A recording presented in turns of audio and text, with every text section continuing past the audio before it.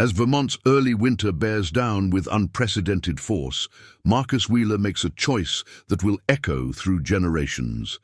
In his worn pickup truck, loaded with salvaged parts he can barely afford to spare, the struggling single dad answers a desperate call about a broken heater. The old farmhouse he pulls up to is drafty, dark, and holds a secret he couldn't possibly imagine.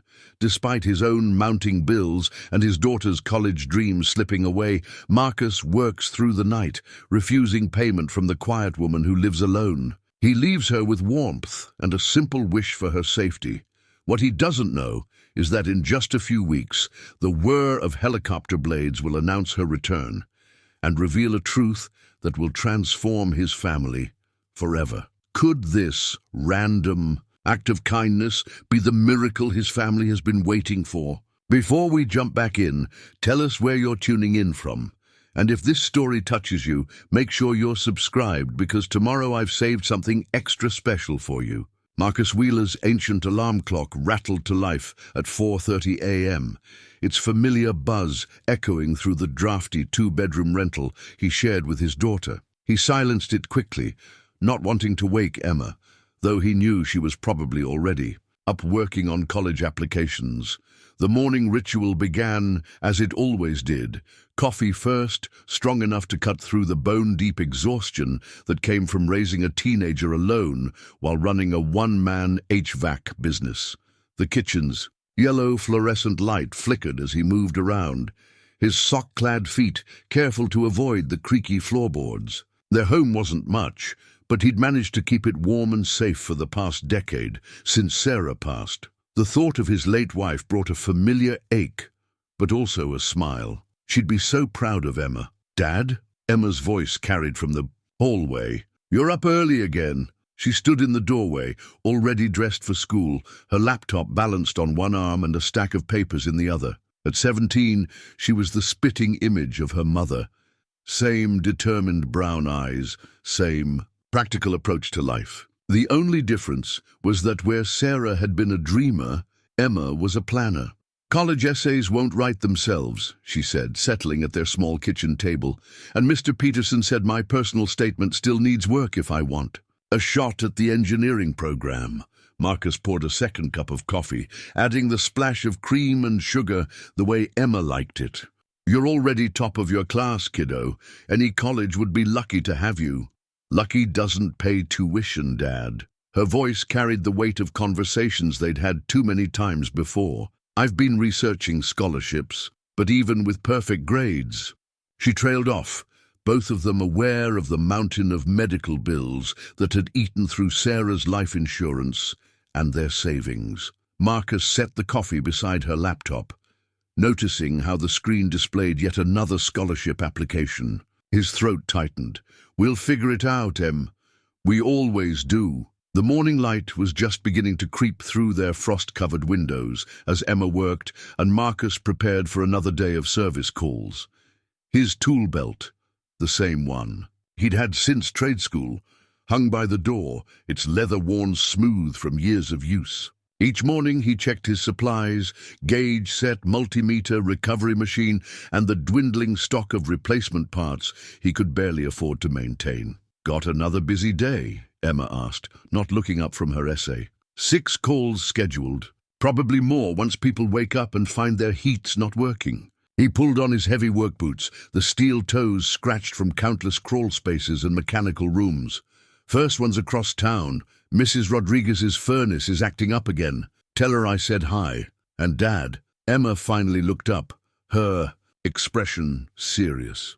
"Don't forget to eat lunch today. I packed you a sandwich." Marcus nodded, his heart swelling with pride and a touch of guilt.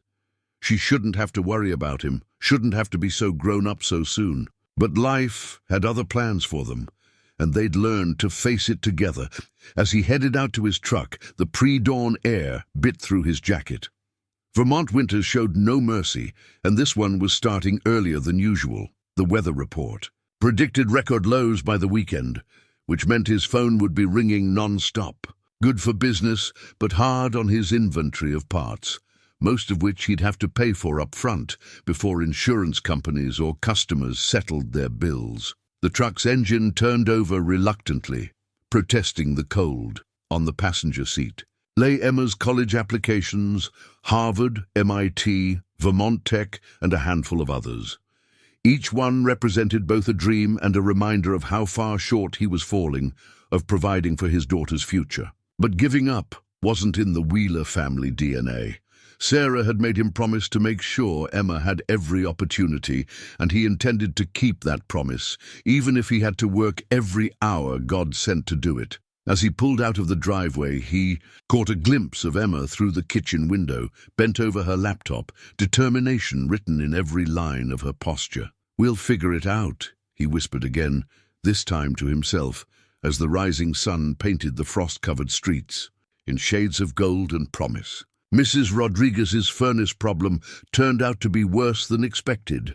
Marcus knelt in her basement, flashlight balanced between his teeth, studying the cracked heat exchanger with a mixture of concern and resignation.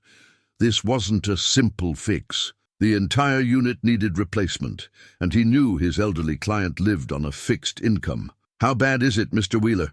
she called down the stairs, her accent thick with worry. He removed the flashlight, choosing his words carefully. "The good news is I can get it running today. The bad news is it's not a permanent solution." He explained the situation in simple terms, watching relief and anxiety battle across her weathered face. "I can make payments," she offered, ringing, her hands in her apron. Marcus thought of the stack of unpaid bills in his truck, of Emma's college applications, of the parts supplier who was getting increasingly impatient about his outstanding balance. Then he thought of Mrs. Rodriguez's late husband, who'd always slipped him extra tamales at Christmas, even when they couldn't afford his full rate. "We'll work something out," he said, already calculating which corners he could cut in his own. "Budget. Let me make some calls about getting you a reconditioned unit at cost." The gratitude in her eyes reminded him so much of Sarah, it hurt. His wife had always said kindness was the investment that paid dividends in ways you couldn't measure. Even now, 7 years after losing her to cancer, her wisdom guided his decisions. Back in his truck, Marcus reviewed his schedule while eating the sandwich Emma had packed. Turkey and Swiss, Sarah's favorite. The thought brought a fresh wave of memories. Hospital corridors that seemed to stretch forever, the steady beep of monitors, and mounting bills that arrived with ruthless regularity. They'd had good insurance, but cancer didn't care about coverage limits or out-of-pocket maximums. His phone buzzed. Another emergency call. Mr. Peterson, Emma's guidance counselor, needed his office heating checked before a college recruiter visited tomorrow. The irony wasn't lost on Marcus.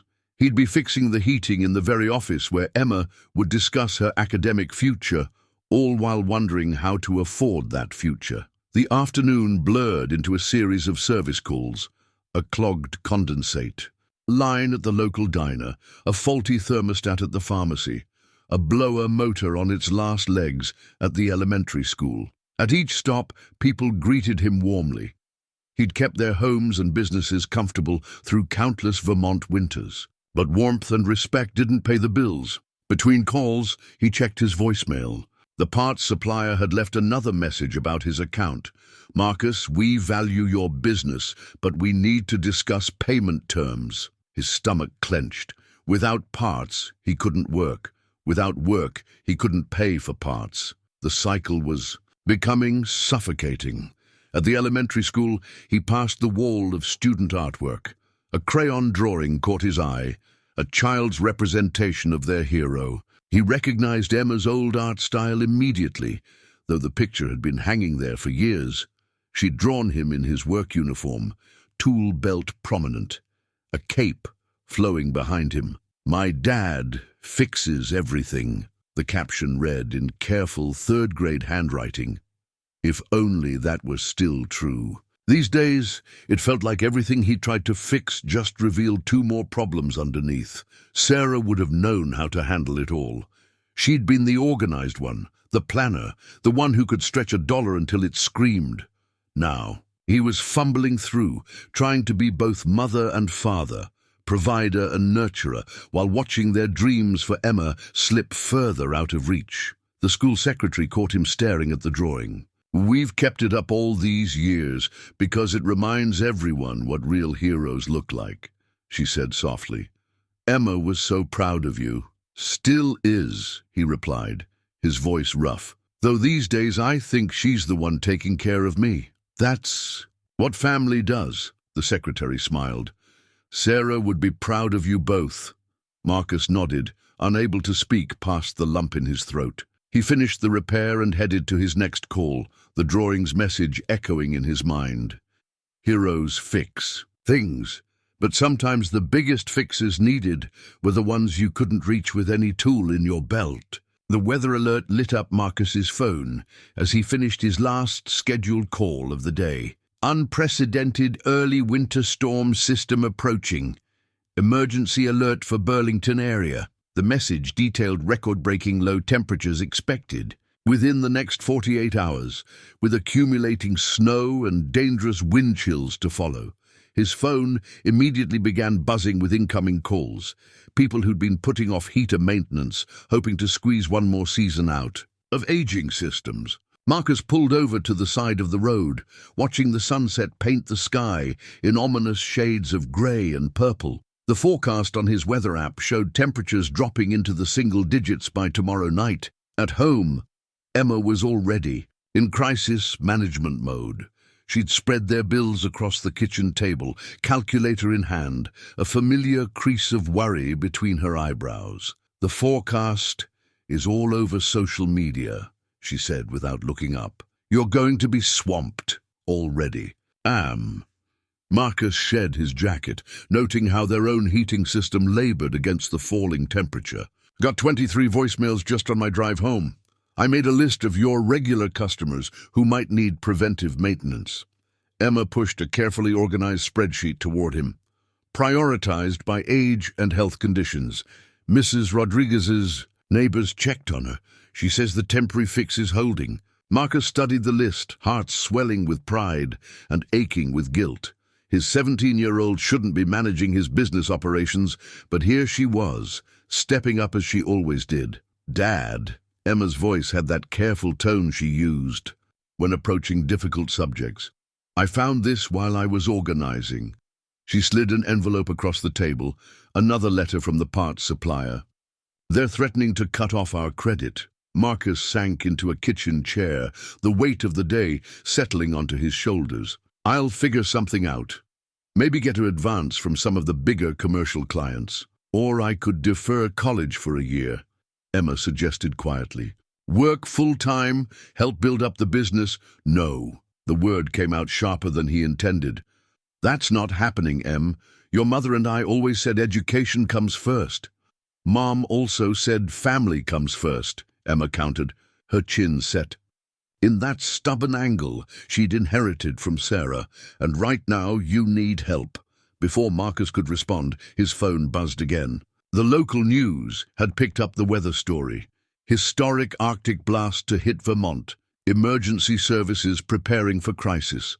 The accompanying video showed salt trucks already treating roads, emergency shelters being set up. Emma peered over his shoulder at the forecast models. "This is going to be bad, isn't it?" "Yeah, kiddo, it is." Marcus scrolled through his contacts, mentally calculating how many emergency calls he could handle. His parts inventory was already depleted, and with his credit on hold, he couldn't stock up for the coming crisis. A text message from the school district popped up. They were already announcing a 2-day closure in anticipation of the storm. Another message followed from Mr. Peterson. "Emma's interview with the MIT recruiter has been rescheduled for next week due to weather. She's still at the top of our recommendation list." The reminder of Emma's college prospects twisted something in Marcus's gut. Each acceptance letter would come with a price tag he couldn't meet. Each scholarship application was a roll of dice against impossible odds. "I'll start returning calls," Emma said, reaching for his work phone. "At least I can help schedule." The lights flickered, and their own heating system gave a threatening wheeze before settling back into its labored rhythm. "Dad?" Emma's voice held a note of worry he hadn't heard since Sarah's final hospital stay. "Maybe we should check our system before you handle everyone else's." Marcus stood, already reaching for his toolbox. Their unit was old, but he'd nursed it along for years. "One more season," he silently pleaded as he descended to the basement. "Just hold together for one more season." But even as he began his inspection, he knew they were running on borrowed time. Like everything else in his world, it was held together with spare parts and stubborn determination. The storm front visible through the basement window seemed to mock his efforts, its dark clouds promising to test every patch and temporary fix he'd ever made. His phone buzzed again. Another desperate call for help. Another family facing in cold night. Another bill he'd probably have to write off as a loss. The weight of responsibility pressed down on him like the approaching storm front, each obligation adding to the pressure. "Just hold together," he whispered again, this time to himself as much as the heating unit. Outside, the wind began to pick up, carrying the first few snowflakes of what promised to be a very long winter. The call came at 11:42 p.m., just as Marcus was finally closing his eyes after a 16-hour workday. The number wasn't in his contacts, but with temperatures already dipping below freezing, he couldn't ignore it. "Wheeler HVAC, he answered, voice gravelly, with exhaustion. "I'm so sorry to call this late." The woman's voice was elderly but clear, carrying an unfamiliar refinement that stood out from his usual clients. "I'm out on Old Mill Road, and my heating system has completely failed. I know it's terrible timing, but I'm worried about my pipes freezing." Marcus sat up, already reaching for his work clothes. Old Mill Road meant the historic district, where sprawling farmhouses stood as remnants of Burlington's agricultural past. "Do you have any temporary heat source, space heaters?" "I'm afraid not," she replied. "I'm rather new to the area, and I wasn't quite prepared for Vermont weather." A pause. "I understand if it's too late to come out." Through his bedroom window, Marcus could see fresh snow beginning to fall. The Weather Service's historic Arctic blast was arriving right on schedule. He thought of his dwindling parts supply, of the stack of unpaid bills, of Emma's college applications waiting for financial aid forms he couldn't complete, honestly. "Dad?" Emma stood in his doorway, wrapped in her mother's old quilted robe. "Another call?" He covered the phone. "Old Mill Road, elderly woman, no heat." Emma's expression softened, so much like Sarah's it made his chest ache. "Go, I'll make you some coffee for the road." Back to the phone. "I can be there in 20 minutes. Can you text me the exact address?" "Oh, thank you." The woman's relief was palpable. "It's the Morrison farmhouse. The white one with green shutters past the old maple grove. I'll leave the porch light on." Marcus knew the place. Everyone in Burlington did. The Morrison farmhouse was a local landmark, vacant more often than not over the past decade. He'd driven past it hundreds of times, admiring its elegant lines, even as he noted its advancing decay. While Emma made coffee, Marcus loaded his truck with every part he might need, knowing the house's age would make diagnosis tricky. The snow was falling faster now, thick flakes catching in the beam of his flashlight, as he did one final check of his supplies. Emma appeared with a thermos and a sandwich wrapped in wax paper. "Call me when you get there. The roads are getting bad." "You should be asleep," he said, accepting both items. "Don't you have that calculus test tomorrow?" "Already studied, and I'd rather know you made it safely." She hugged him quick and fierce. "Be careful, Dad." The drive to Old Mill Road took longer than expected. The snowplows hadn't made it out this far yet, and Marcus's truck fought for traction on the unplowed lanes. The Morrison farmhouse emerged from the swirling snow like a ghost, stately even in its neglect, its windows dark, except for a single porch light that cast long shadows across the fresh snow. As he pulled into the circular drive, his headlights swept across an unfamiliar car, a modest older sedan that seemed at odds with the grand house behind it. The porch steps creaked under his weight, protesting years of Vermont winters. His knock was answered almost immediately by a woman who appeared to be in her 70s, wrapped in what looked like several layers of sweaters. Despite the cold and late hour, she carried herself with remarkable poise. "Mr. Wheeler, I'm Catherine. Thank you so much for coming out in this weather." She stepped back, gesturing him inside. "I feel terrible dragging you out so late, but I didn't know who else to call." The foyer, lit by a single lamp, hinted at the house's former glory. Elaborate woodwork, high ceilings, and the kind of craftsmanship that had died out half a century ago. But the air was bitter cold, and Marcus could hear pipes groaning ominously. "In the walls. Let's take a look at your system," he said, already unzipping his tool bag. "Don't worry about the hour. Nobody should be without heat on a night like this." Catherine's grateful smile reminded him of his mother, and any lingering regrets about taking the late call vanished. Some things were more important than sleep, or even good business sense. Sarah had taught him that, and it was a lesson he'd never forgotten. The Morrison farmhouse's basement was like stepping into a museum of heating technology.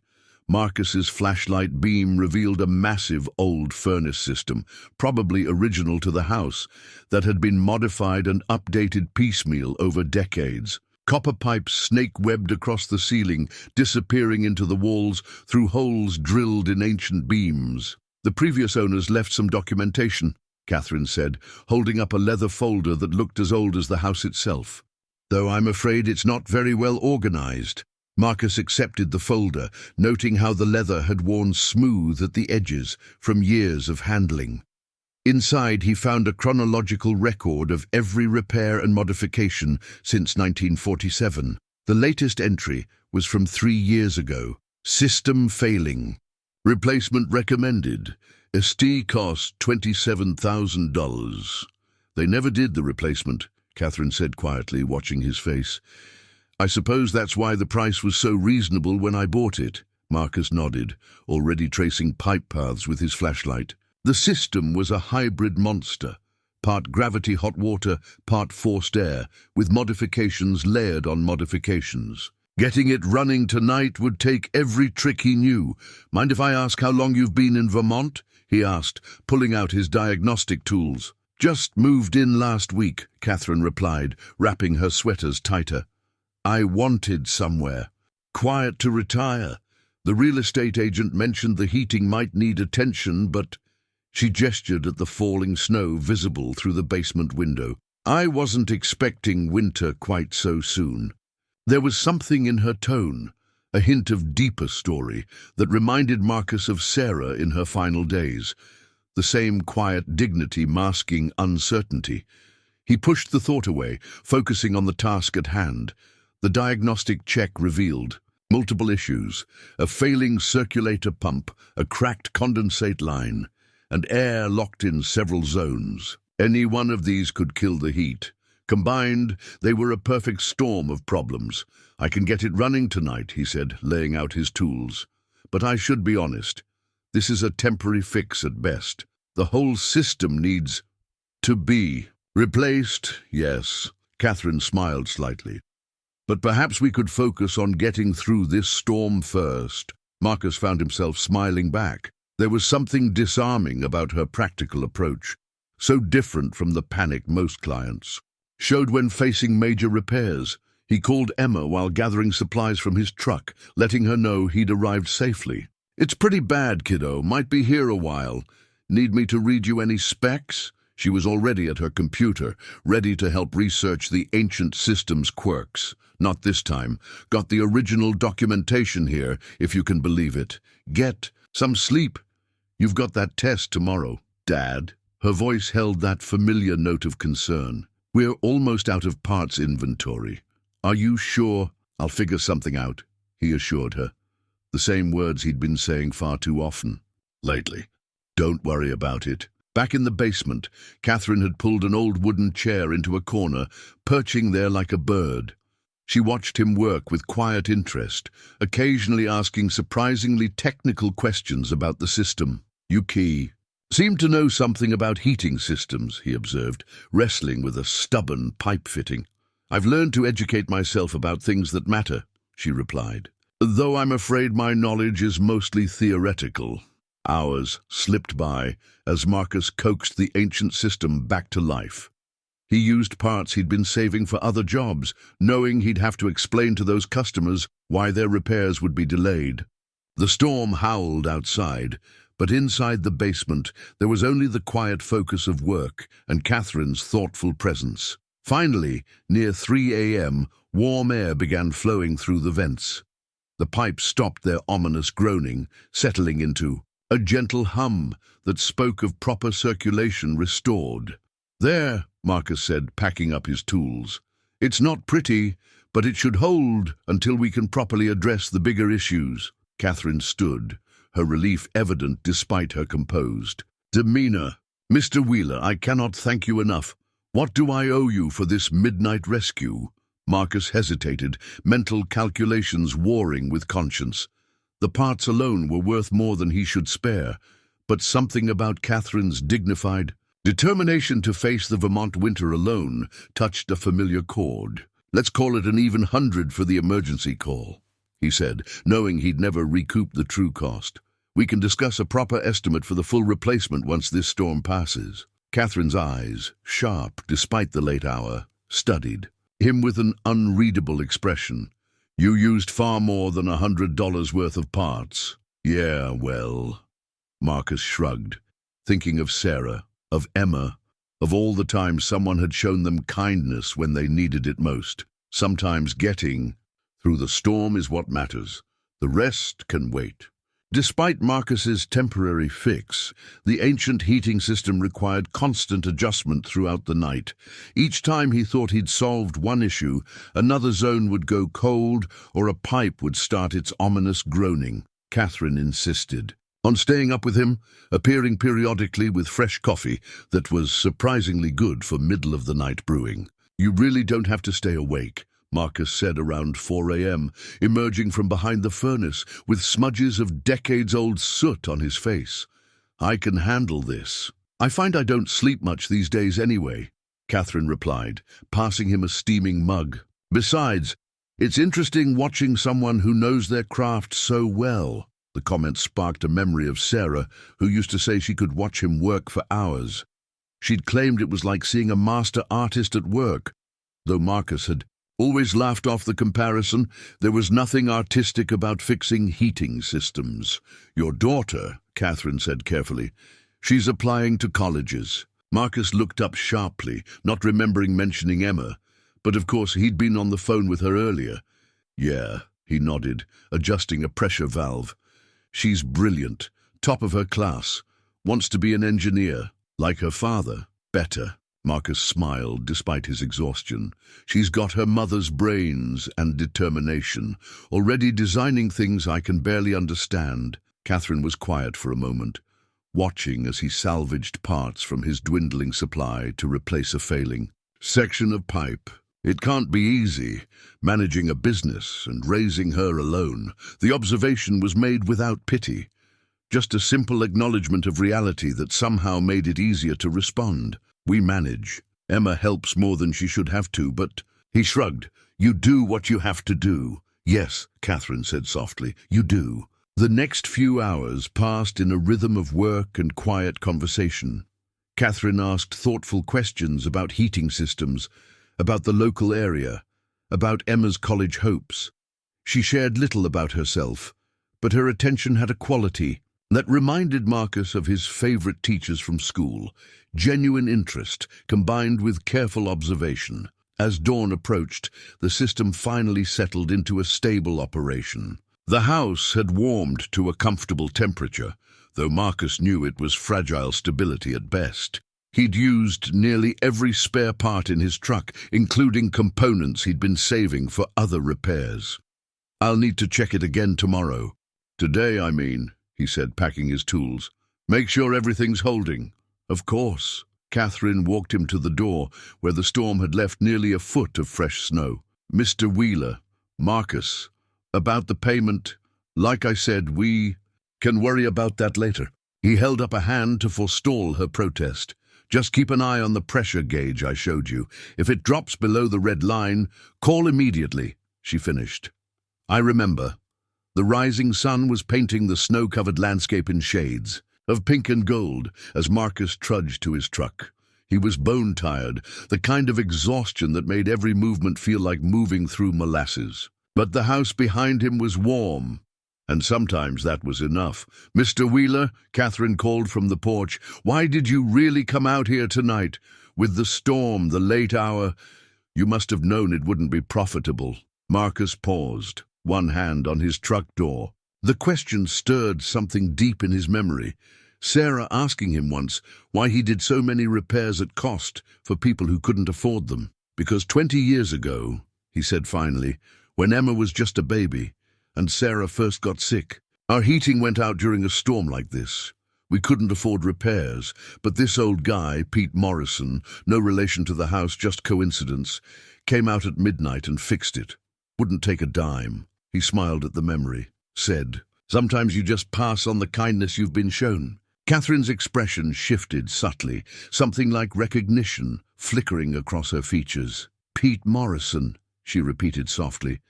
"I believe I've heard of him. Good man. Gone now, but—" Marcus gestured at the warming sky. "Guess some debts you can only pay forward."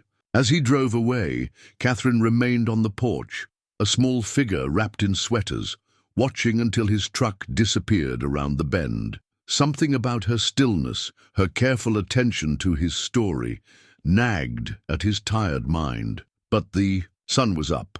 He had a full day of emergency calls ahead, and Emma would be worried if he didn't get home soon to check on their own heating system. Behind him, the Morrison farmhouse stood silent in the morning light, its windows glowing with warm life for the first time in years. Dawn found Marcus slumped at his kitchen table, still in his work clothes, staring at the pile of messages that had accumulated overnight. 27 emergency calls, each one urgent, each one needing parts he no longer had after the Morrison house repair.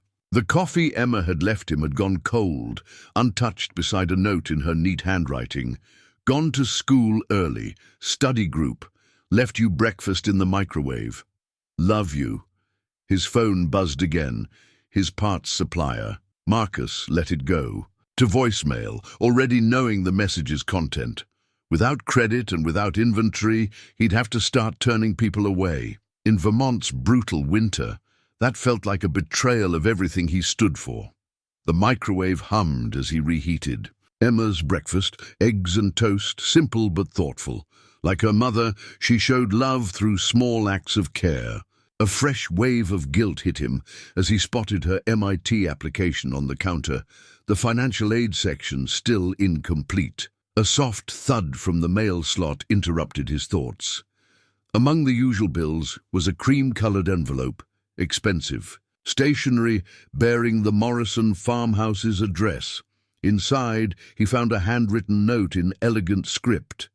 "Dear Mr. Wheeler, your kindness last night went far beyond professional obligation. The check enclosed is a small token of my gratitude. Please use it as you see fit. With sincere thanks, Catherine Morgan." The check made him blink twice, certain his exhausted mind was playing tricks. The amount was exactly what he needed to restock his inventory, down to the dollar. How had she known? Before he could ponder. His phone rang again. This time it was Mrs. Rodriguez's daughter, panic in her voice. "Mr. Wheeler, the fix from yesterday. Something's wrong. The house is freezing and Mum's not feeling well." Marcus grabbed his keys, the mystery of Catherine's check temporarily forgotten. In the truck, he did a mental inventory of what little he had left. Not enough. Not nearly enough. The radio crackled with emergency weather updates as he drove. The Arctic front was settling in for the long haul, with another storm system approaching. His own heating system groaned in protest as he pulled away, a sound he was trying hard to ignore. At Mrs. Rodriguez's house, he found what he'd feared. The temporary repair had failed, and he didn't have the parts to fix it properly. The old woman sat bundled in blankets, her breathing labored in the cold air. "I'll figure something out," he promised, the words feeling hollow with repetition. "Maybe I can pull some parts from my home unit." "No, mijijo." Mrs. Rodriguez shook, her head firmly. "You have Emma to think about." His phone buzzed again. A text from Emma. MIT interviewer confirmed for tomorrow. Can't wait. Love you. Marcus stepped outside, ostensibly to check something in his truck, actually to hide the tears threatening to spill. The morning sun gleamed off the fresh snow, deceptively beautiful against the bitter cold. In his pocket, Catherine's check felt like it was burning a hole, offering a solution he wasn't sure he had the right to take. Back inside, he found Mrs. Rodriguez had dozed off, still wrapped in blankets. Her daughter watched him with knowing eyes. "There's no fix this time, is there?" "There's always a fix," Marcus said automatically, his mind racing. "Just got to figure out the right one." He thought of Catherine in her big, empty farmhouse, of her careful questions about Emma, of the oddly precise amount of her check. Something tugged at his memory. A story Sarah used to tell about angels appearing as travelers in need, testing the kindness of strangers. His phone buzzed one final time. A weather alert showing the approaching storm system, massive and unforgiving. In that moment, Marcus realized he was standing at a crossroads. The check in his pocket represented more than just parts inventory. It was a test of sorts. But of what? He wasn't quite sure. Mrs. Rodriguez coughed in her sleep, and Marcus made his decision. Sometimes the right thing and the practical thing were the same thing. Sarah would have understood that. He pulled out his phone and dialed the parts supplier. "Hey, Jim, about that inventory order. I can pay in full today." 2 weeks passed in a blur of emergency calls and dwindling daylight. Catherine's check had allowed Marcus to restock his inventory and keep up with the brutal winter's demands, though he still hadn't found time to return to the Morrison farmhouse for a follow-up check. His calls had gone to voicemail, and he tried not to worry about the ancient heating system he'd cobbled together that night. The morning everything changed started normally enough. Marcus was replacing a heat exchanger at the local coffee shop when the first helicopter passed overhead, low enough to rattle the windows. Then another and another. "Some kind of emergency?" he asked the barista, who was glued to her phone. "You haven't seen the news?"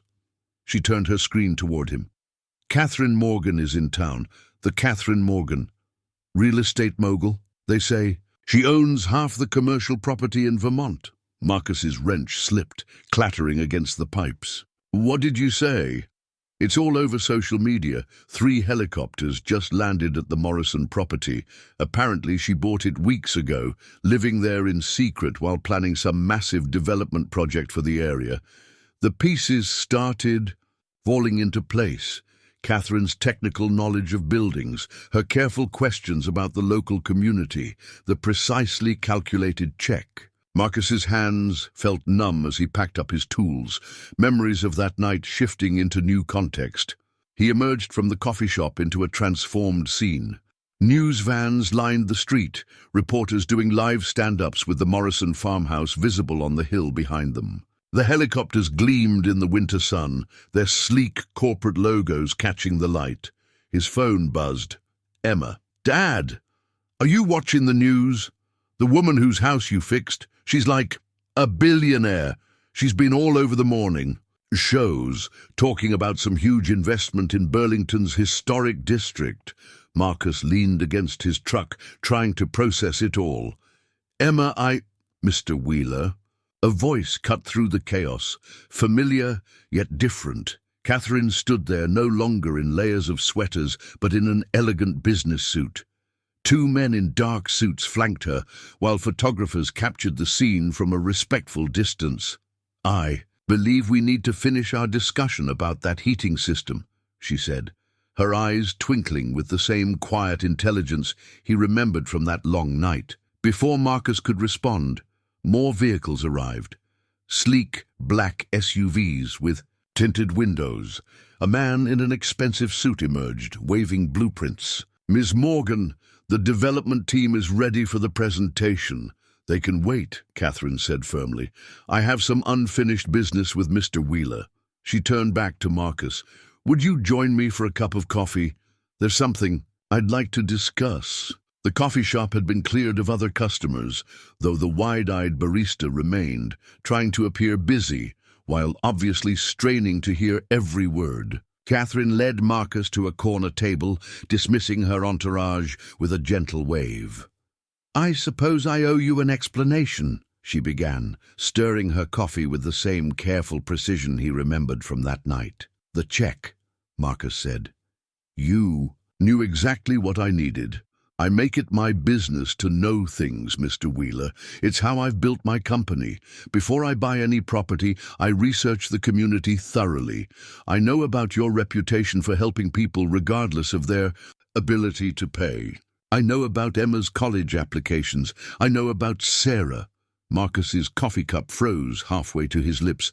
Why the act? Why pretend to be a helpless old woman with a broken heater? Catherine smiled. "Because character is who you are when you think no one is watching. I needed to understand this community, not just its real estate values. And you, Mr. Wheeler, showed me exactly what I needed to see." Through the window, Marcus could see more news vans arriving, more suits with blueprints and presentations. "So, the development project will proceed," Catherine nodded. "But not quite as my board of directors expects. You see, I'm not just interested in building luxury condos or shopping centers. I'm interested in building communities, and sometimes that starts with making sure everyone has a warm place to sleep at night." She reached into her briefcase and withdrew a thick envelope.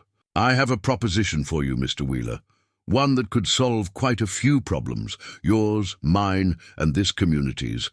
That is, if you're willing to think bigger than emergency repairs." Outside, the winter sun caught the helicopter's blades, sending patterns of light dancing across the snow-covered street.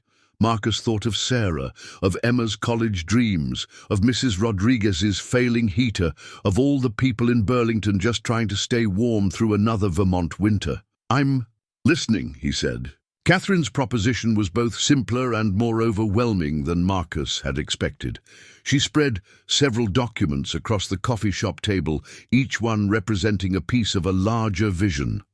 "Burlington has a problem," she began, her voice carrying the same quiet authority she'd shown that night in the farmhouse. "Every winter, dozens of families struggle with inadequate heating. Every summer, aging cooling systems fail during heat waves.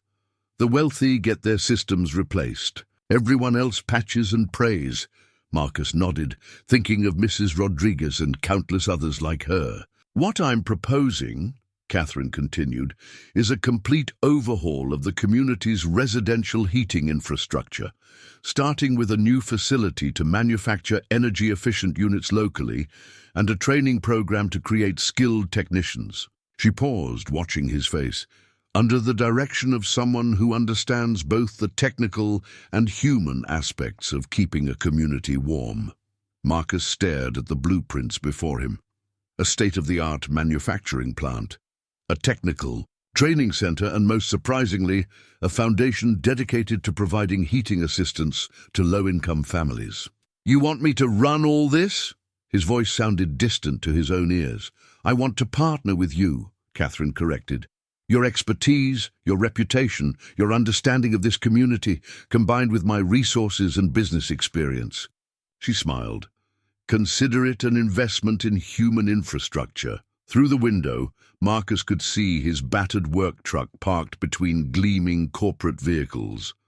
The contrast felt like a perfect metaphor for this moment, his small, practical world suddenly intersecting with something much larger. "The starting salary," Catherine said quietly, sliding another document forward, "should cover Emma's college education. Any college she chooses." The number on the page made Marcus's coffee cup tremble slightly as he set it down. It was more money than he'd ever imagined earning, more than enough to secure Emma's future, and then some. "Why me?" he asked finally. "There are bigger companies, more qualified." 3 weeks ago, Catherine interrupted gently, a man drove out in a snowstorm at midnight to help a stranger. He used parts he couldn't spare, charged far less than he should have, and showed more concern for his elderly client's comfort than his own profit margin. She leaned forward. "That's who I want running this initiative. Someone who understands that keeping people warm isn't just about maintaining equipment. It's about maintaining community. Marcus thought of Sarah again, wondering what she would make of all this.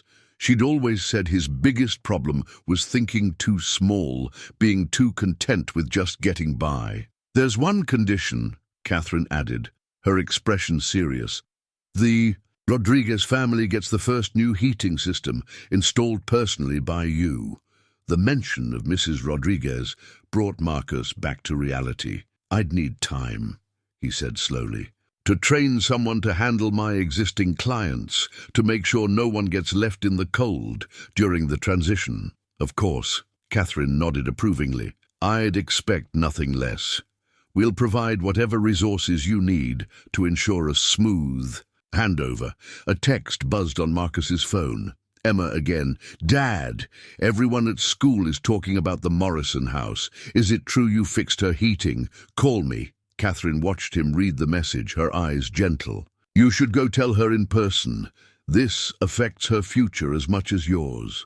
Marcus stood, feeling slightly unsteady. The documents on the table represented everything he'd ever wanted to provide for Emma, everything Sarah had dreamed of for their daughter. But they also represented a step into an unknown world, far beyond the familiar territory of emergency repairs and midnight service calls. "Take the papers home," Catherine said, gathering them into a folder. "Discuss it with Emma.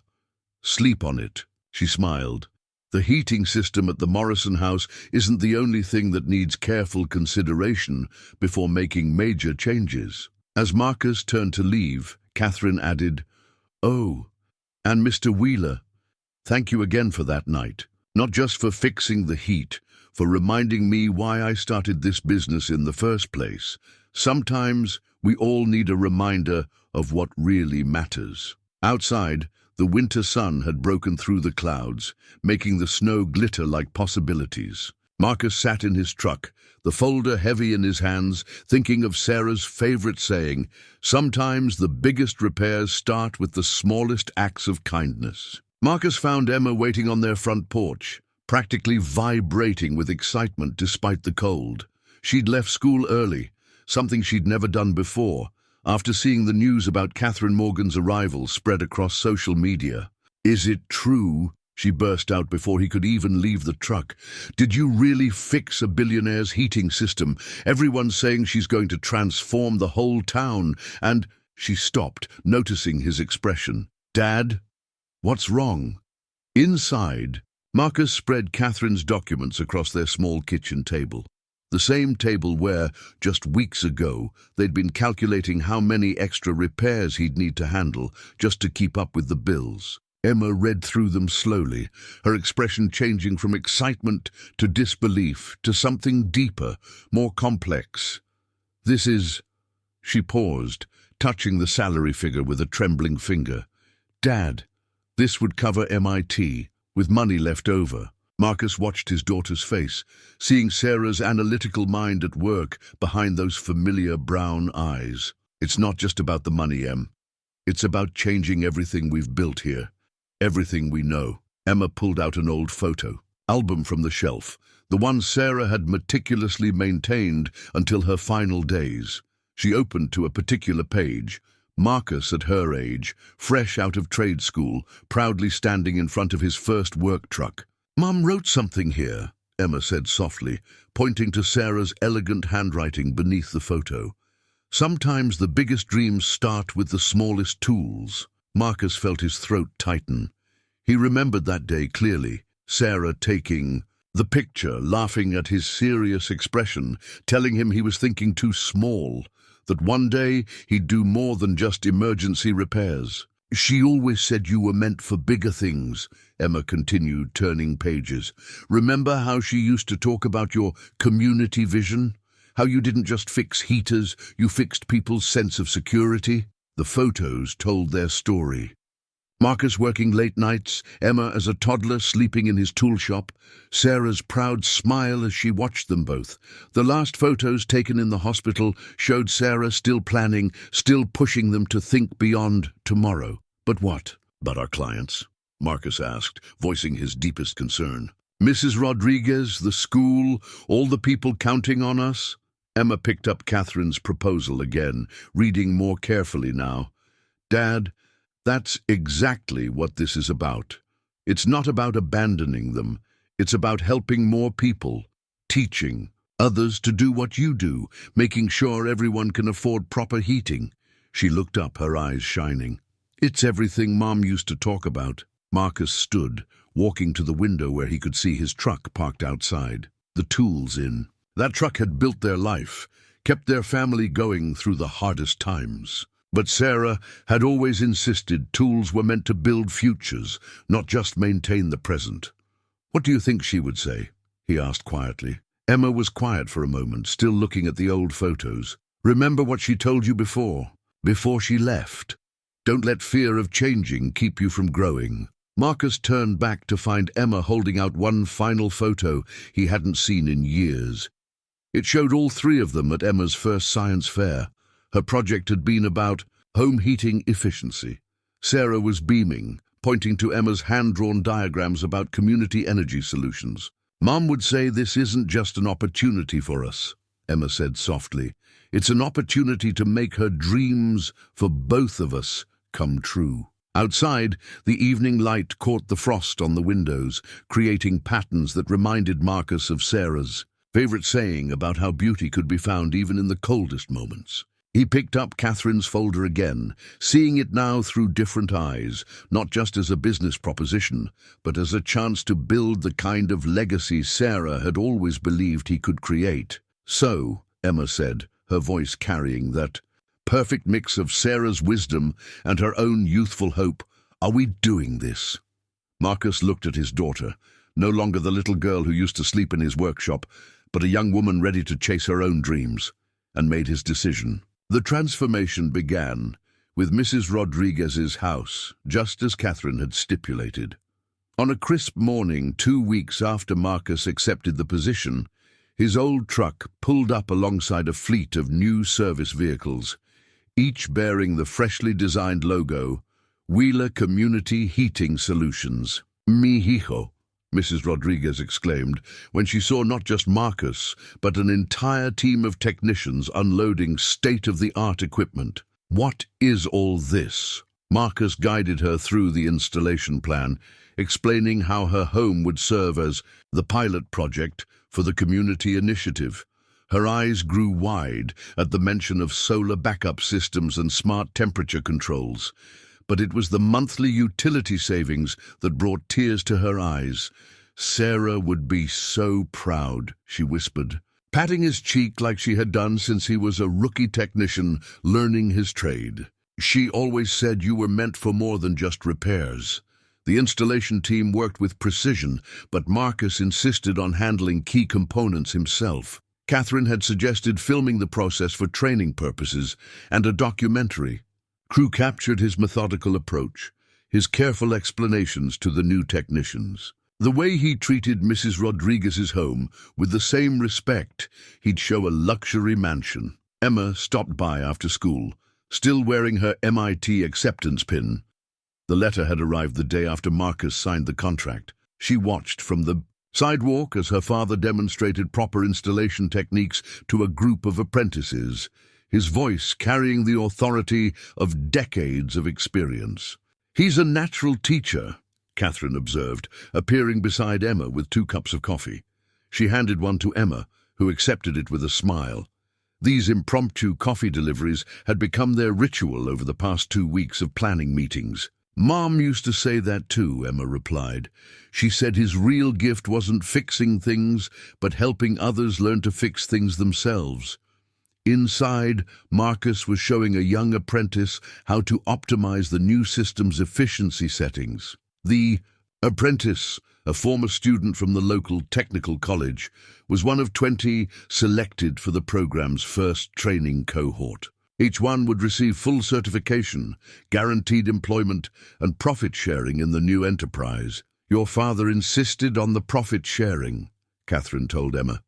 "Said if we're really building community, everyone should have a stake in its success." The afternoon light slanted through Mrs. Rodriguez's windows, catching the chrome of the new heating unit. Marcus stepped back, watching the temperature readings stabilize, feeling the warm air begin to circulate properly for the first time in years.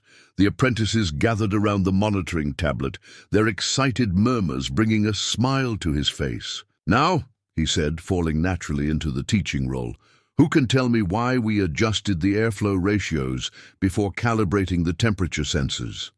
Later, as the team packed up their tools and the documentary crew filmed final interviews with Mrs. Rodriguez's delighted family, Marcus found a quiet moment to call Sarah's old number. He'd kept paying the bill all these years, using her voicemail as a way to share important moments. The greeting was familiar, as an old friend. "Hi, you've reached Sarah Wheeler. Leave a message and remember, today's problems are tomorrow's opportunities." "Hey, love," he said softly, watching the sunset paint the new service trucks in shades of gold. "You should see what's happening. Remember all those late-night talks about building something bigger? About making sure everyone in Burlington had a warm home?" He paused, emotion thick in his throat. "Well, you were right, as usual." The sound of laughter drew his attention.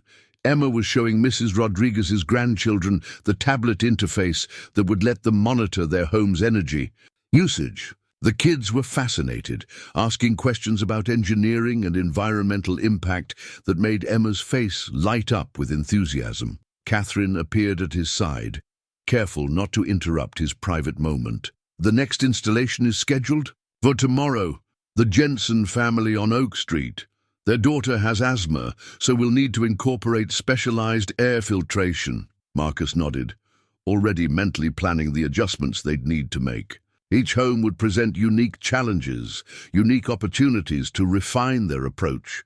But now he had resources, a team, and a vision that went beyond emergency repairs. "Oh, and Marcus?" Catherine added, a slight smile playing at her lips. "The contractor called.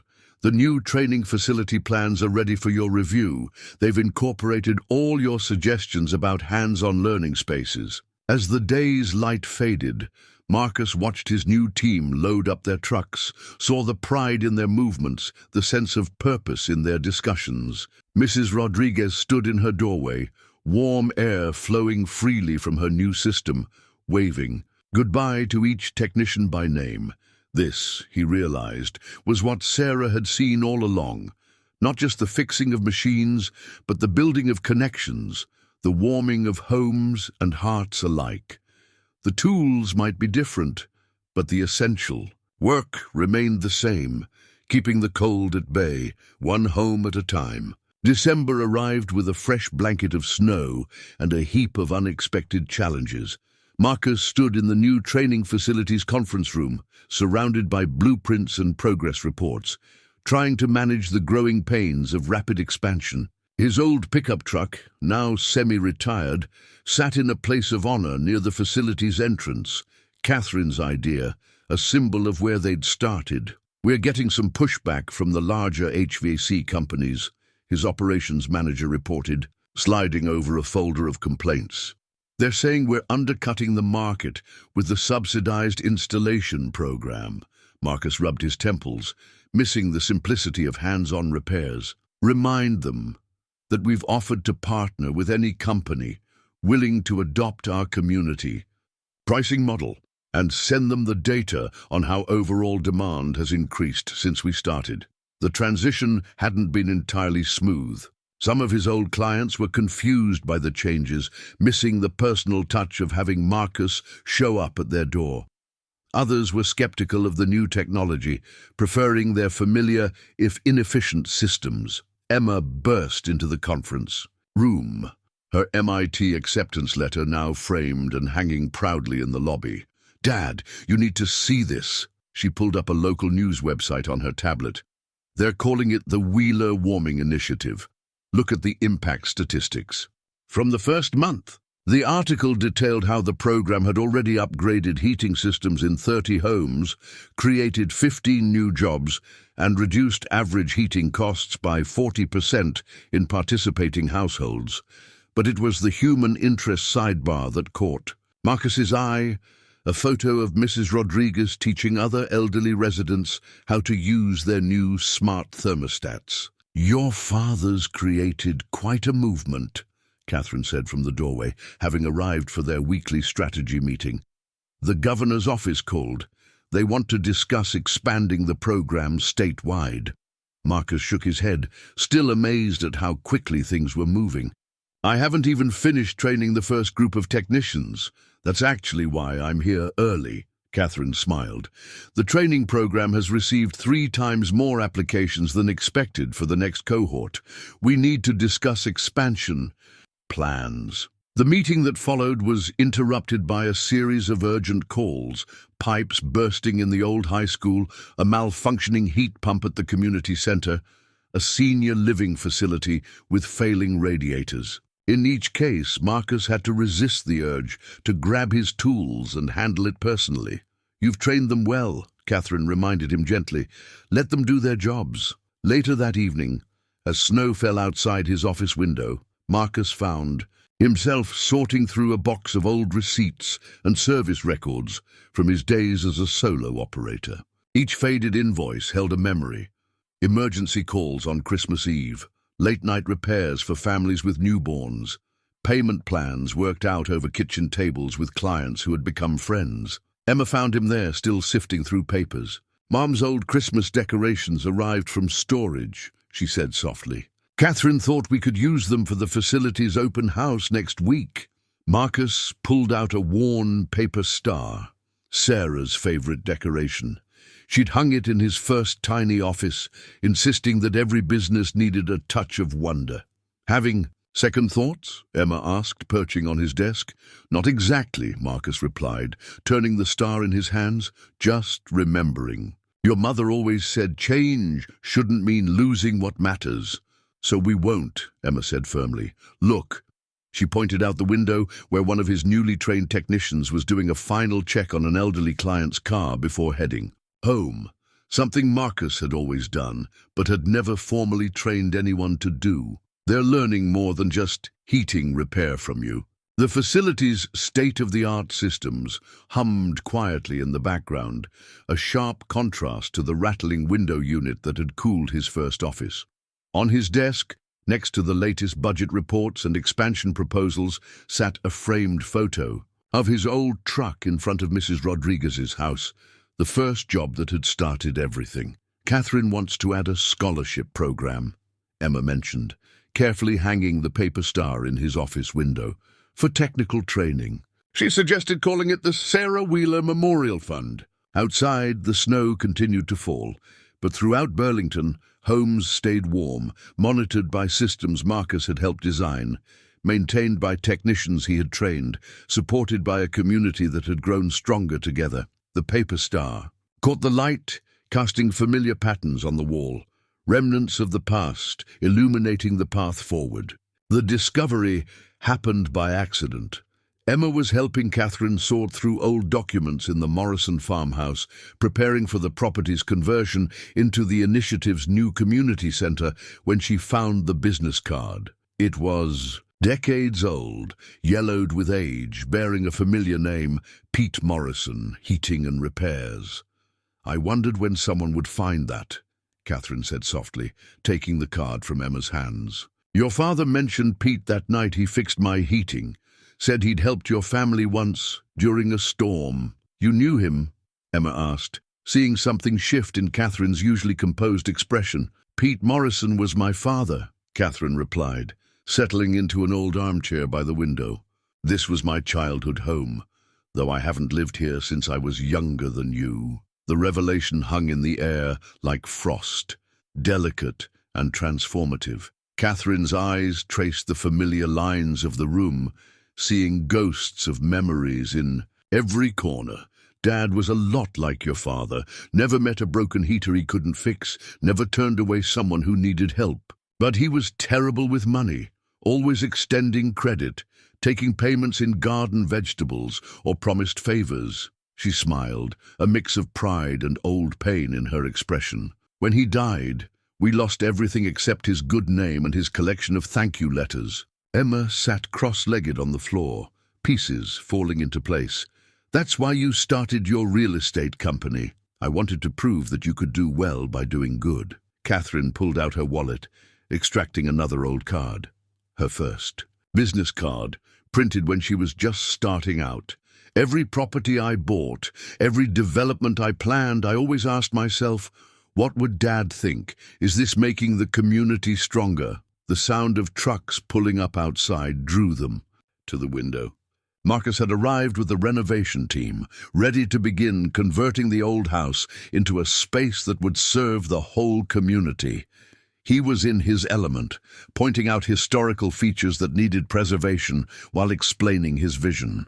For modern updates, I've been watching him for years, Catherine admitted, reading about his reputation for helping people, seeing how he ran his business the way Dad did, putting people before profits. When I decided to come back to Burlington, I knew I needed to meet him properly. So the broken heating that night was real enough, Catherine chuckled. This old system was as temperamental as I remembered, but I could have called any number of companies. I wanted to see if the stories about Marcus Wheeler were true. Below, Marcus was showing his team the original blueprints, explaining how they could preserve the house's character while making it more energy efficient. His passion was visible even from a distance, reminiscent of old photographs of Pete Morrison that still hung in the town library. "You know," Emma said carefully, "Dad's been alone since Mom died, and you seem to spend a lot of time checking on the project's progress." Catherine's laugh was warm and knowing. "You're as subtle as your mother, from what I've heard." Sarah was apparently quite the matchmaker, too. "You knew about Mom? I make it my business to know about the people who matter," Catherine said gently. "Your mother's influence is all over this community, the school programs she started, the families. She helped when she was teaching. In many ways, she laid the groundwork for what we're doing now." They watched Marcus work for a moment longer, his enthusiasm infectious as he shared his vision with the team. The morning sun caught the silver in his hair. "Earned as much from years of worry as age. He deserves to be happy," Emma said softly. "Mom would want that." "Happiness isn't something you can engineer," Catherine replied, but her eyes stayed on Marcus, softening at the edges. "Though I suppose having a warm home is a good start." The renovation team began unloading their equipment, each truck bearing the Wheeler Community Heating Solutions logo. The project would take months, but when finished, the Morrison farmhouse would be a testament to both preservation and progress, much like the program itself. "You know what Mom used to say about warm hearts and warm homes?" Emma asked, watching Catherine's reflection in the window. "What's that?" "That sometimes the best heating system is having the right people around you." Emma stood, gathering the old business cards. "Dad's ordering lunch for the crew soon. Maybe you'd like to join us?" Catherine smiled, recognizing Sarah's gentle wisdom, echoing through her daughter's words. Outside, Marcus looked up at the window and waved, his face lighting up in a way that had nothing to do with the winter sun. "Yes," Catherine said, "I think I would like that very much." The crisis struck on the coldest night of the year. Marcus had been pushing himself too hard, working long hours supervising the Morrison house renovation while managing the expanding heating initiative. The warning signs were there: shortness of breath, persistent fatigue, pain he tried to ignore, but he was too focused on others to notice his own declining health. It was Emma who found him collapsed in his office, blueprints scattered across his desk, his face grey with exhaustion.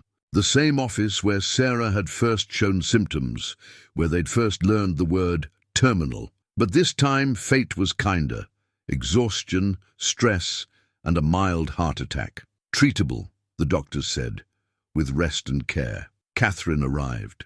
At the hospital before the doctors had finished their initial assessment, her usual composed demeanor cracking around the edges. She found Emma in the waiting room, clutching her mother's old quilted robe, the one she'd brought from home for Marcus. "I should have seen it coming," Emma said, her voice small. "He's been working 16-hour days, skipping meals, just like before Mom." "This isn't like before," Catherine said firmly, sitting beside her. "We caught it in time. He's going to be fine." but her hands trembled slightly as she pulled out her phone, already rearranging schedules and making contingency plans. The initiative's team gathered in the hospital lobby. Technicians, apprentices, office staff, all wanting news of their leader. Mrs. Rodriguez arrived with food for everyone, setting up an impromptu vigil in the waiting room. The community Marcus had helped build was rallying around him. He was worried about the Morrison House timeline, one of the senior technicians mentioned. Kept saying we had to finish before the next big freeze. "The timeline doesn't matter," Catherine snapped, then softened. Nothing matters except his recovery. But they all knew Marcus would disagree.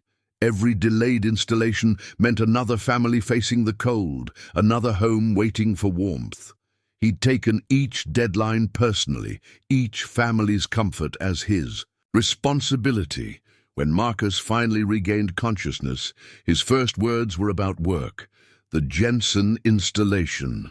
"They're expecting us tomorrow?" "Already handled," Catherine said, standing at his bedside. "Your team knows what to do. You trained them well." Emma sat on the other side of the bed, holding her father's hand. "Dad, you have to slow down. I can't lose you too." The words hung in the air, heavy with the memory of another hospital room, another vigil. Marcus looked at his daughter, seeing for the first time the fear behind her strength. She'd been putting on a brave face, just as she had during Sarah's illness, trying to be the strong one. "The initiative needs you," Catherine added softly, "but we need you healthy. The whole point was to build something bigger than one person, remember?" Through the hospital window, they could see the lights of Burlington, hundreds of homes staying. One thanks to the systems Marcus and his team had installed. The project had taken on a life of its own, growing beyond what any of them had initially imagined. "Your mother," Marcus said to Emma, his voice rough, "used to tell me I couldn't fix everything myself, that sometimes the bravest thing is letting others help." "Sarah was a wise woman," Catherine replied, her hand finding its way to Marcus's shoulder. The gesture was automatic, intimate in its casualness, and none of them commented on it. Outside the room, the team continued their vigil. They'd organized themselves into shifts, ensuring the initiative's work wouldn't fall behind while their leader recovered. Mrs. Rodriguez had somehow produced enough food to feed an army, and the waiting room had become a temporary headquarters for both emotional support and operational planning. "See," Emma said, managing a smile, "everything you built, it works even without you pushing yourself to exhaustion. Mom would be proud." Marcus looked between Emma and Catherine, seeing the worry in their eyes, the care in their actions. He thought of Sarah, of all her lectures about taking care of himself, of building something that could last. "Okay," he said finally. "Okay, I hear you both." He squeezed Emma's hand, met Catherine's concerned gaze. "But someone needs to check the pressure valves at the community center installation." "Dad." "Marcus." Their simultaneous protests brought the first real smile to his face since waking. Outside his window, snow began to fall on a city that would stay warm without him, at least for a while. Maybe that was the greatest achievement of all. Recovery brought unexpected gifts. Forced to step back from day-to-day operations, Marcus watched in amazement as his team not only maintained but improved upon his systems. From his temporary office, a comfortable corner of the Morrison house's newly renovated sunroom, he discovered the joy of mentoring rather than doing everything himself. "Your blood pressure's much better," Emma reported after his latest checkup, 6 weeks into his recovery. "But you're still not allowed back on installation sites for at least another month." I know," Marcus smiled, watching through the window as his senior technicians guided a new apprentice through her first system diagnosis. "But look at them.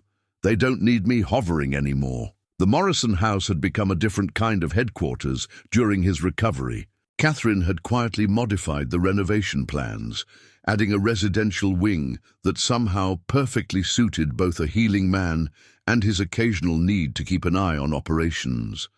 She'd also started joining them for dinner most evenings, bringing updates on the initiative's expansion and, more importantly, a warmth that had nothing to do with heating systems. MIT sent the housing information, Emma mentioned casually, sorting through his medication schedule. They have these new, sustainable dorms with solar heating. Reminded me of your designs. Marcus nodded, remembering the college acceptance package that had arrived just before his heart attack. The scholarship papers were signed now, Emma's future secure. Catherine had tried to handle it privately, but Marcus had insisted on the money coming from his own salary. Some things a father needed to do himself. "Speaking of designs," Catherine said, entering with a stack of papers, "the State Advisory Board approved our expansion proposal. They want to implement the Wheeler model across Vermont." "Wheeler model?" Marcus raised an eyebrow.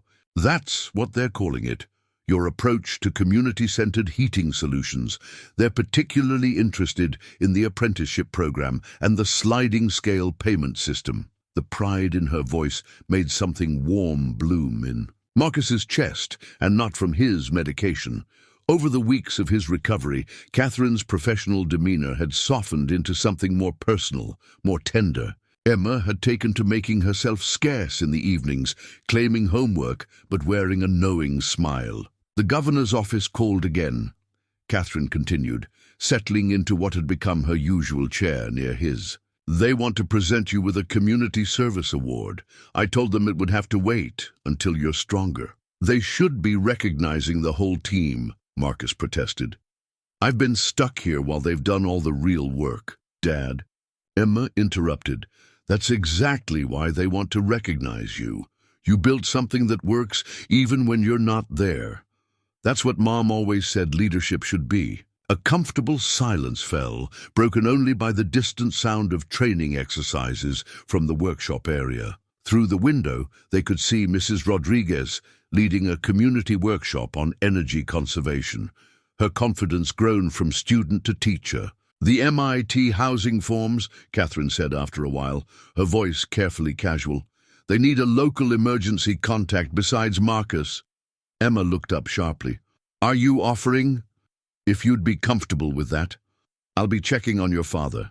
Anyway, and Boston's just a short flight." "Flight," Marcus interjected. "Since when do you need to check on me?" Catherine's cheeks colored slightly. "I thought... That is, Emma's leaving for college soon, and you shouldn't be alone while you're recovering, and..." She straightened, finding her business voice again. "It would be practical to combine oversight of the initiative with taking care of my dad," Emma supplied helpfully, grinning. Marcus reached for Catherine's hand, surprising them both. "I think what Catherine's trying to say is that warm homes need warm hearts," Emma suggested, quoting her mother's old saying. The moment was interrupted by a burst of cheering from outside. One of the apprentices had successfully completed her first solo diagnosis, her fellow trainees celebrating her achievement. The sound embodied everything the initiative had become, a community of learning, support, and shared success. "Yes," Catherine said softly, her fingers intertwining with Marcus's. "Something like that." Emma gathered her things, making a show of checking her watch. "I should go study. MIT's not going to wait forever." At the door, she paused. "Mom would like this, you know. All of it. The initiative, the training program, and especially this." As Emma's footsteps faded, Marcus turned to Catherine. "She's right. Sarah always said everything happens for a reason, even broken heaters in snowstorms." Catherine's smile held years of shared understanding. "Even stubborn technicians who won't charge full price for midnight repairs." Outside, snow began to fall again. But inside the Morrison house, warmth had nothing to do with the state-of-the-art heating system. Sometimes, Marcus realized, the best repairs happened to hearts, not machines. Spring came to Burlington in a rush of melting snow and new beginnings. The Morrison house lawn, newly landscaped for Emma's graduation party, was dotted with chairs and tables, each one filled with people whose lives had been touched by the Wheeler initiative over the past months. Marcus stood at the grill, doctor-approved activities only, Catherine still insisted, watching Emma move through the crowd. His daughter had grown into someone Sarah would hardly recognize, yet would instantly understand. She wore her MIT acceptance pin alongside a small golden wrench charm that Marcus had given her that morning, a reminder of where they'd started. "She's explaining the new solar integration system to the governor," Catherine reported, appearing at his side with a fresh lemonade. "I think we're about to get state funding for the renewable energy expansion." "That's my girl," Marcus beamed. Though, technically, she was supposed to be enjoying her party, not working. "Says the man who's been sketching system improvements on his napkin for the last hour." Catherine plucked the napkin from his pocket, studying his drawings. "Though this modification to the pressure release valve is actually quite clever." The past few months had settled them into a comfortable rhythm. Catherine had gradually moved from the corporate side of the Morrison house to the residential wing, bringing with her a lifetime of books, a surprising collection of vintage thermostats, and a way of making every room feel more like home. Mrs. Rodriguez approached, leading a group of community members who'd been with them since the beginning. "Emma, come tell everyone about your scholarship program idea." Emma joined them, practically glowing with enthusiasm. "It's a partnership with MIT's engineering department," she explained. "They'll provide technical training here in Burlington during summers, and our apprentices can earn credits toward their degrees. Just like your mother's educational outreach programs." Mrs. Rodriguez nodded approvingly. "Sarah always said education should build bridges between communities."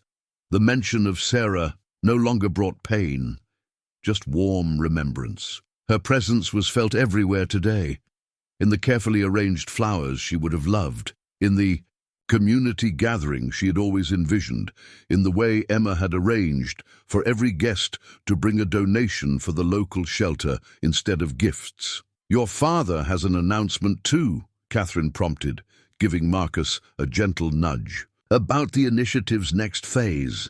Marcus cleared his throat, suddenly nervous despite the familiar faces. "As most of you know, we've expanded to cover most of Vermont.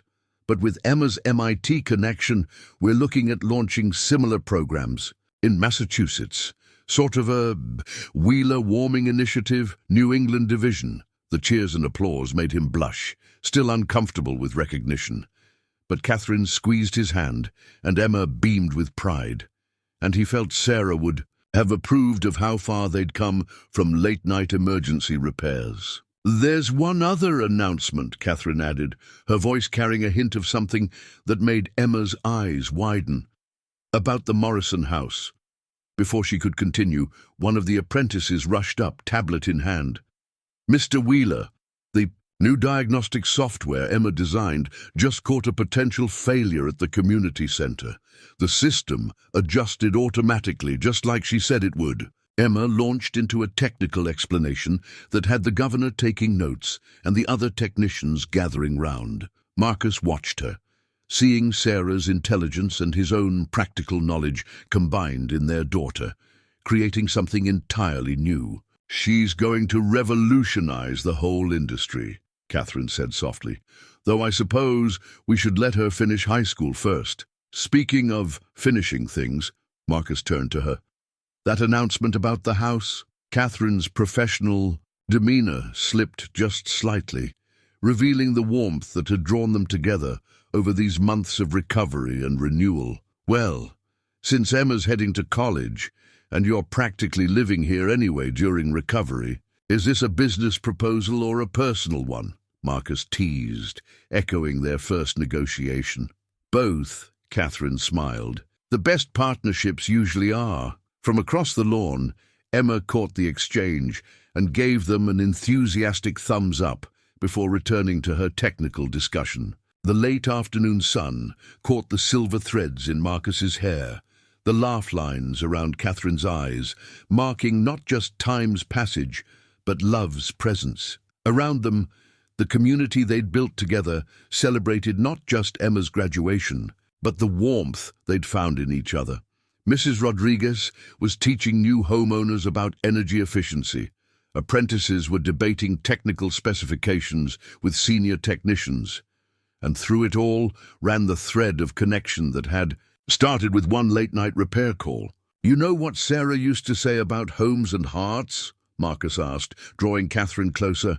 "Tell me that the best ones keep getting warmer, no matter the season." Above them, the Morrison house stood proud against the spring sky, its windows reflecting the gathering below, its warmth reaching far beyond its walls to touch an entire community. 1 year later, the Morrison house buzzed with familiar activity as the Wheeler family prepared for another Vermont winter. Emma was home from MIT for the weekend, her freshman year experiences and innovative heating designs creating excited conversation among the apprentices who still trained in the workshop wing.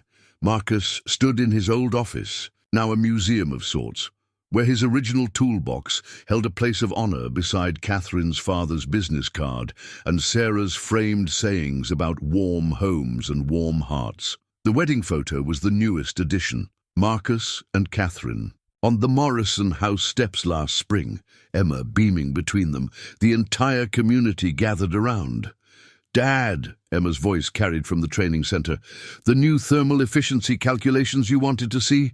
He found her surrounded by apprentices, demonstrating a simulation on technology that made his old gauge set look like ancient history.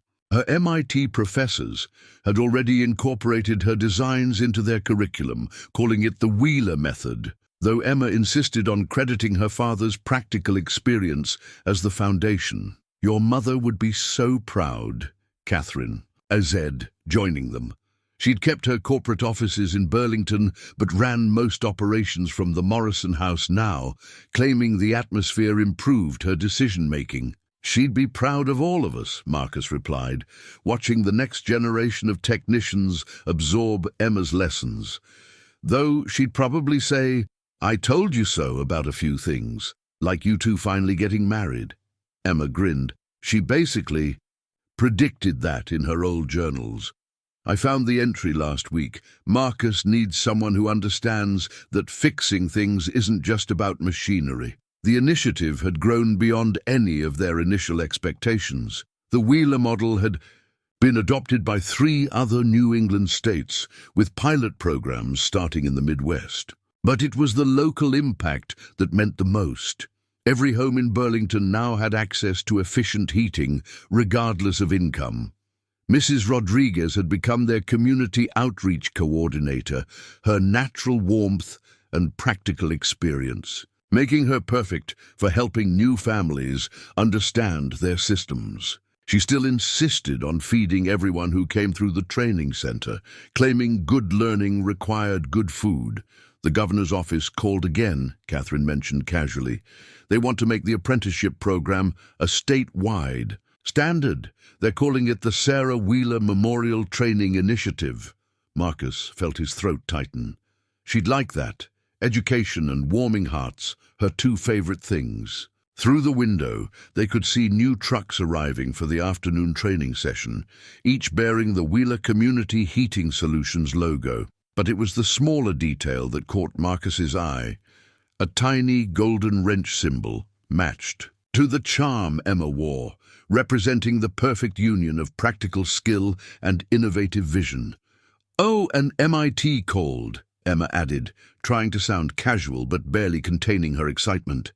"They want me to present my hybrid solar thermal design at the International Engineering Conference. They said it could revolutionize cold climate heating efficiency." "Just don't forget where you learned the basics," Marcus teased, though his pride was evident. "In a broken-down truck, watching my dad fix the unfixable." Emma hugged him. "Never." Catherine checked her watch. "The new family assistance program. Meeting starts in 10 minutes, shall we?" They walked together through the Morrison house, now a perfect blend of historic charm and modern efficiency. Every room held memories.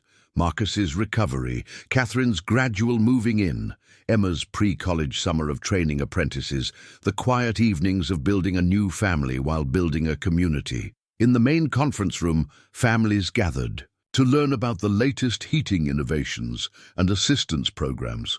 Marcus recognized faces from his old emergency call days. now transformed from clients in crisis to partners in community building. "You know what Mum's favorite saying was?" Emma asked as they prepared to start the meeting. "The one about how the best kind of warmth spreads from person to person."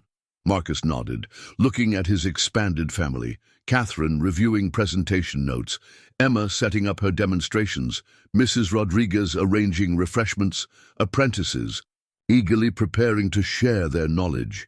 "I think we finally got it right," he said softly. "Not just fixing heaters, but warming hearts." Catherine finished, taking his hand. Outside, the first snow of the season began to fall on Burlington. But nobody worried about the cold anymore. The Wheeler family had made sure of that, one home, one heart at a time.